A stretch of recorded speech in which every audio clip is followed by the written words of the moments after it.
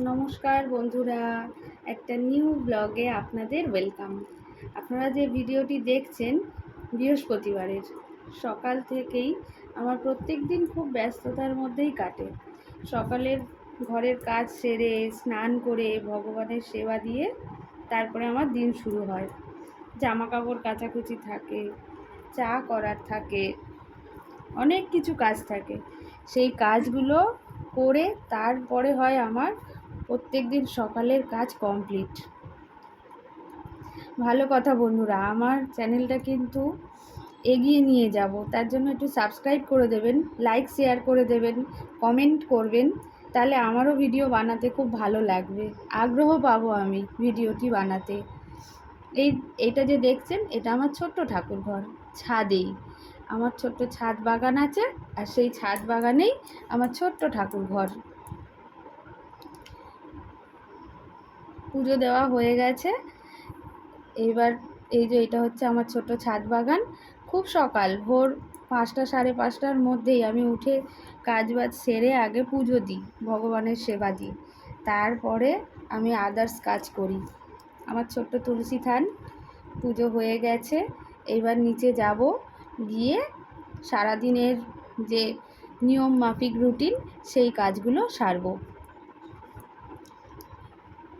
এই যে নিচে যাচ্ছি আমার ঘরে, গিয়ে কাজের যে পরস্পর রুটিন সেগুলো শুরু করব এবার। জামা কাপড় ভেজাবো বন্ধুরা, কাচাকুচি করব সারাদিনের। মেয়ে স্কুল যাবে, হাজব্যান্ড কাজে যাবে, সবার জন্য তাড়াতাড়ি রান্না করতে হবে, রান্না করে মেয়েকে স্কুলে দিয়ে আসতে হবে, আমাকেই নিয়ে আসতে হবে, সব কাজ নিজেই করতে হবে। এতটুকু ভয় পেলে হবে না, ভয় না পেয়ে এগিয়ে যেতে হবে, সব কাজই হবে, ধীরে সুস্থে হবে, তাড়াহুড়ো করলে সব বিগড়ে যাবে। যে দেখুন আমি জামা কাপড় ভেজাচ্ছি, জামা কাপড় ভেজানো হয়ে গেলে যাব রান্নাঘরে, রান্নাঘরে গিয়েও কাজ আছে, সেগুলো সামলে তারপরে আবার যাব মেয়েকে দিতে স্কুলে। হাজব্যান্ড বেরিয়ে যাবে, মেয়ে যখন বেরোয় তখনও হাজব্যান্ড বেরিয়ে যায় কাজে। দুজনে বেরিয়ে যাওয়ার পর আমি স্কুলে দিয়ে এসে তারপরে এই জামা কাপড় কাচবো, আরও নানান কাজ থাকে সারাদিনের। আমার শাশুড়ি মায়ের সঙ্গে একটু গল্প থাকে, সারাদিনের ব্যস্ততার মাঝেও সবার সঙ্গে একটু সময় দিতে হয়, তাই না বলুন বন্ধুরা? আমার দিদি শাশুড়ি আসে, তার সঙ্গে একটু গল্প করি, মাঝখানে আমার বাপের বাড়ি থেকে মা ফোন করে, তাদের সঙ্গে একটু কথা বলি, ভাইয়ের বউ রয়েছে, বাবা রয়েছে, ভাই রয়েছে, সবার সঙ্গে অল্প অল্প করে সারা দিন আমি কথা বলি। ভালো সম্পর্কটাই আগে, কথা বললেই মন ভালো থাকবে, সম্পর্কগুলোও ভালো থাকবে। কাজের ফাঁকে সবকেই গুরুত্ব দিতে হয়, শুধু কাজকে গুরুত্ব দিলেও মন ভালো থাকবে না, শুধু সম্পর্কে কথা বলেই যাব, তাতেও কিন্তু সম্পর্ক ভালো থাকবে না। তাই জন্য প্রত্যেকটা জিনিস যাতে ঠিকভাবে সুষ্ঠুভাবে হয়, তার জন্যও ব্যবস্থা নিতে হয়। এই যে ওই দেখুন ভেজানো হয়ে গেছে, এবার চলে এসেছি রান্নাঘরে, চা করব।